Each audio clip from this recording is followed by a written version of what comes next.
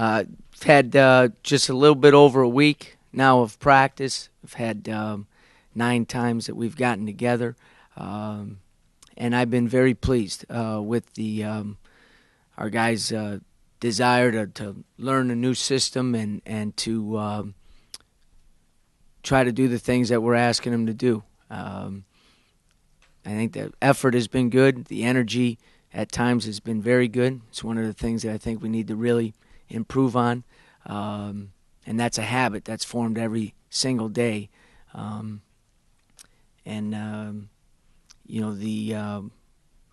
chemistry of the team, the camaraderie of the team is something we're working on every single day as well, and I think we're making some strides in that. We're trying to really solidify some of the core concepts that are going to be important for this team to continue to improve. You have to teach it every single day. You got to demand it every single day, and players have to be receptive to that, and our guys have been. So we're making progress, which is what you want to do at this time of the year. Now we just need to keep moving forward. Every single day you need to take another step forward, and I think our guys understand that.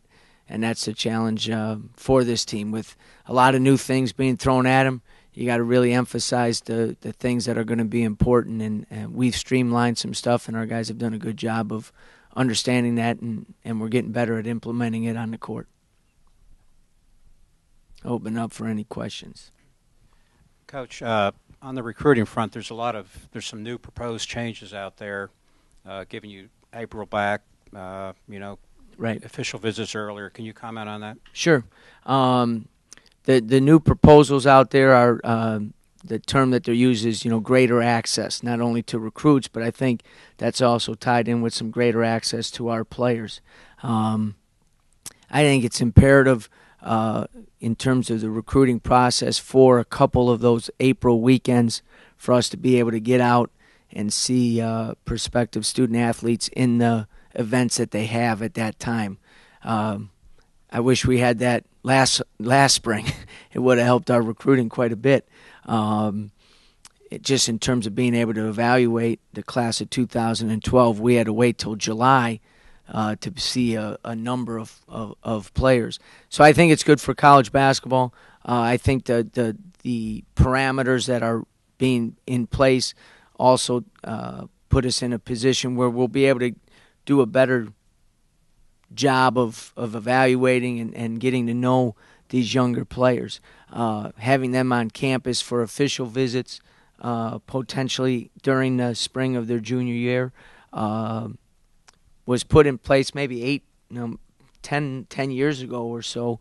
And it was the response was mixed reviews, but I do think as the recruiting has changed in that time, I think it will be very beneficial.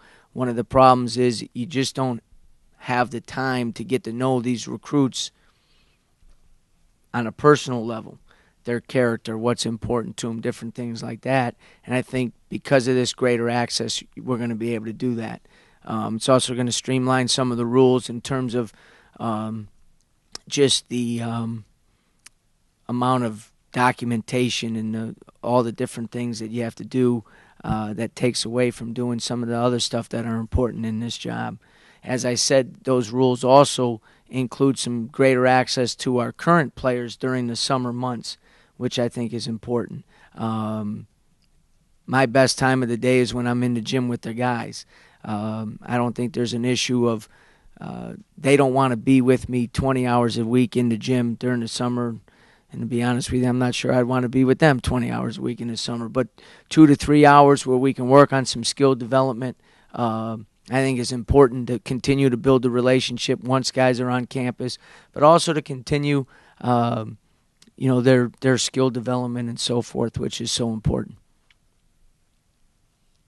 The ACC preseason poll recently came out. You guys were ranked towards the bottom of the league. Is that something that you and the team in general use for motivation, or do you just tend to look past and focus on yourselves? Well, I think as players that when those polls come out, you take a look at them, and you would hope that the guys would say, well, we have an opportunity to prove some people, the so-called experts wrong. But at the same time, I think we've stressed with the guys that the expectations we need to meet are on a daily basis, continue to improve, continuing to put into work ethic, taking great pride when we're done with practice and leaving that court, knowing that practice was a great practice and that we made improvement and you gave everything you had on that particular day. If you can continue to do that and you believe in that process, then the expectations that you meet is going to be success on the court, and that usually comes from that. That's where it all stems from. So is it a little motivating? You would hope so with the competitiveness of the players today. You would hope that would serve as some motivation, but you don't want that as the prime motivating factor. It's much more important for the motivation and the inspiration to come from within the team than outside of it.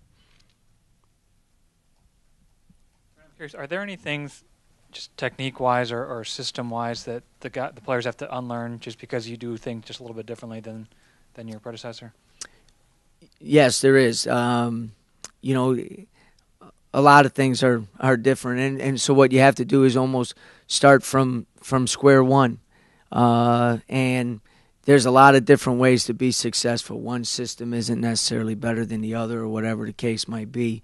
But the way we play has proven to be successful. And so and we're comfortable teaching it. We believe in it. And one of the biggest steps in the process is for the guys to buy into it and to believe in it. There has to be, at times, some tangible results to prove that it's working. And that's one of the biggest concerns as you move into the season, is that you want guys rewarded for the effort that they're putting in, and at the same time you got to stay on track with that. The X and O's or the intricate details of it, there are some differences, and that's where we talk about forming the habits on a daily basis that are going to help you be successful.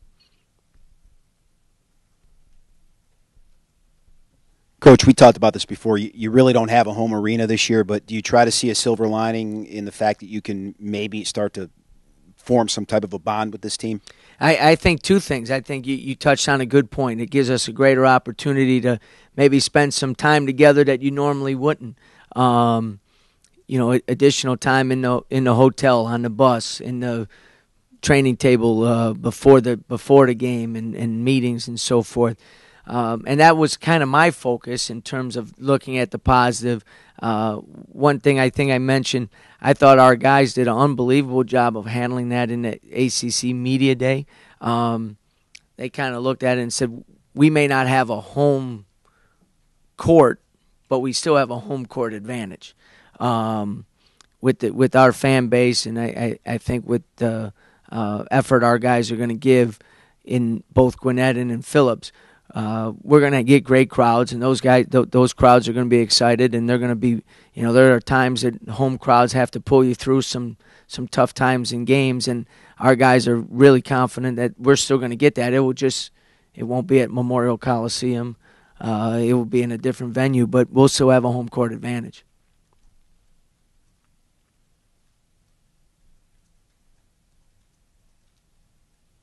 You've mentioned effort a couple times. I'm curious, who are one or two or three guys who've really shown you that they're giving the sort of effort you want? Daniel Miller has done a very, very good job. Obviously, one of our points of emphasis is getting the ball into the post more.